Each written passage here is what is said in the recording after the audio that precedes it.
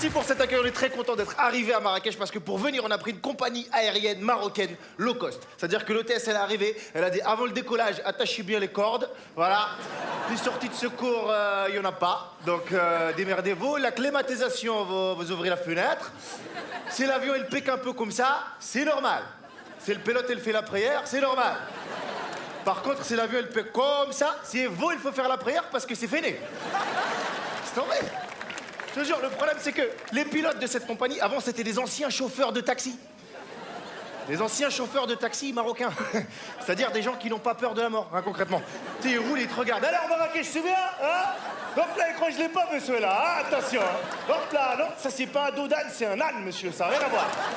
Attention, je crois que c'est la rotation père sous la... Ah, merde, la vitre, putain, j'ai oublié. Ils sont fous. Après, on passe à la douane. Et quand t'arrives là-bas, au Maroc, tu dois remplir une fiche, c'est avec ton nom, ton prénom et ton métier. Moi, je mets humoriste. Le mec, il me regarde. Humoriste? Il se moque de ma gueule, lui. Qu'est-ce que... Humoriste, je t'ai demandé ton métier, pas ton hobbit. Qu'est-ce que tu me racontes? Je veux dire, mais faire rigoler les gens, c'est mon travail. Rigoler les gens, c'est un travail, ça? J'ai rigolé, là, je te dois de l'argent. Okay.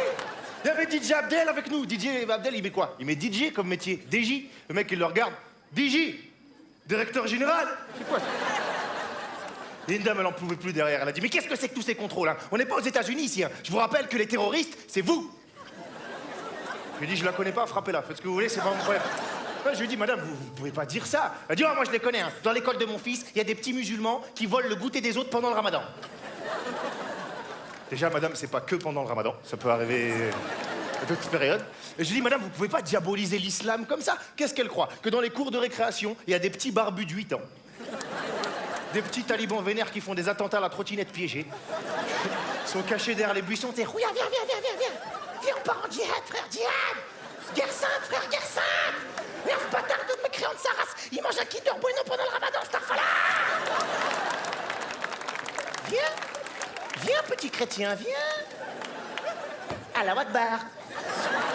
C'est pas comme ça, la vie.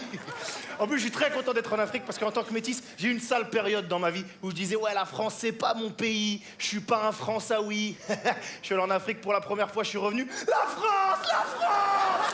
La France, du carrelage, du carrelage! Ah, de l'eau que je peux boire sans avoir la chiasse, merci! Les moustiques, piquez-moi, et si vous avez pas le sida, je m'en fous! Je me suis fouetté avec du saucisson, je suis français! C'est fou, je suis métis, hein, ma mère est française, mon père est sans papier. C'était compliqué d'expliquer à mon père que je voulais devenir humoriste. Je lui ai dit, ça y est, papa, je joue au Jamel Comedy Club. Il m'a dit, arrête vite le connerie qui sort de ton bouche, des bâtards, des merdes là. J'ai dit, mais papa, je fais ce que je veux. Il m'a dit, je vais frapper ton tête fort. Hein. Je vais racler ça contre les crépis là.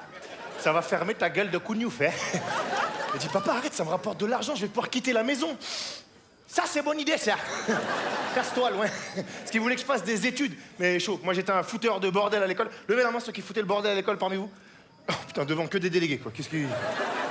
Là-bas, jeune homme, comment vous appelez? Guillaume. C'est un prénom à avoir des protèges-cahiers, Guillaume. Ça pas... Ça marche pas avec les fouteurs. C'est quoi la plus grosse connerie que t'aies fait en cours? Tu lançais des boulettes. T'es un gangster. Guillaume, il faisait des conneries de Guillaume. Tu pouvais dire, moi, un jour, j'ai fait un truc de fou en cours. Un jour, j'ai fait quoi? J'ai bavardé. Et ouais, mon gars, pia. Guillaume, la pipelette, mon gars. J'ai séché les cours de catéchisme, qu'est-ce qu'il y a? Représente le conseil de classe, motherfucker. Il est fou. C'est pour calmer les fouteurs de bordel à l'époque. En plus, ils avaient le carnet de correspondance. Vous vous rappelez de ça? Le casier judiciaire des élèves. Plus t'avais de mots dedans, plus t'étais un gangster.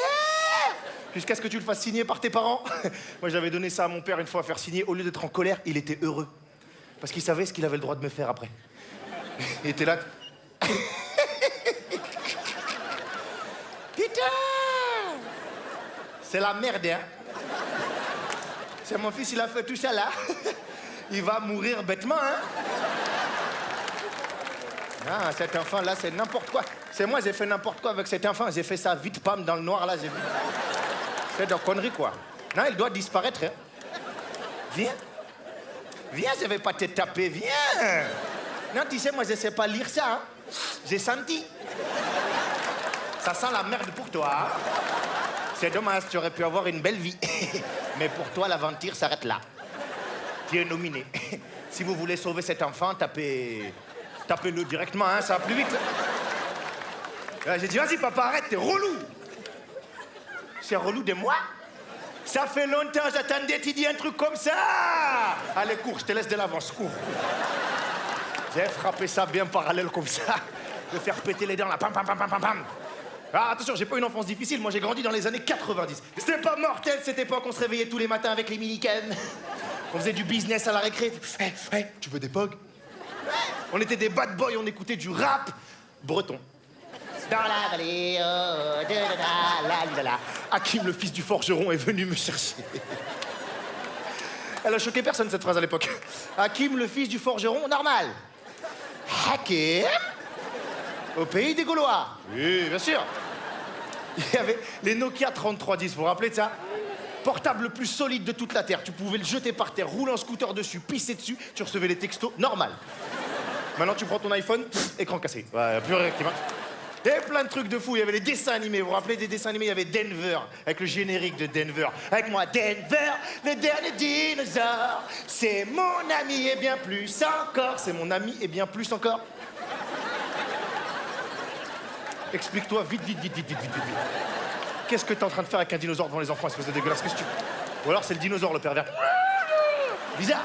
Et le dessin animé qui a marqué toute une génération, c'était Dragon Ball Z. Avec la boule de feu qui faisait avec les mains, le Kamehameha. On a tous essayé de la faire dans notre chambre comme des bouffons. Devant le miroir, c'est Kamehameha.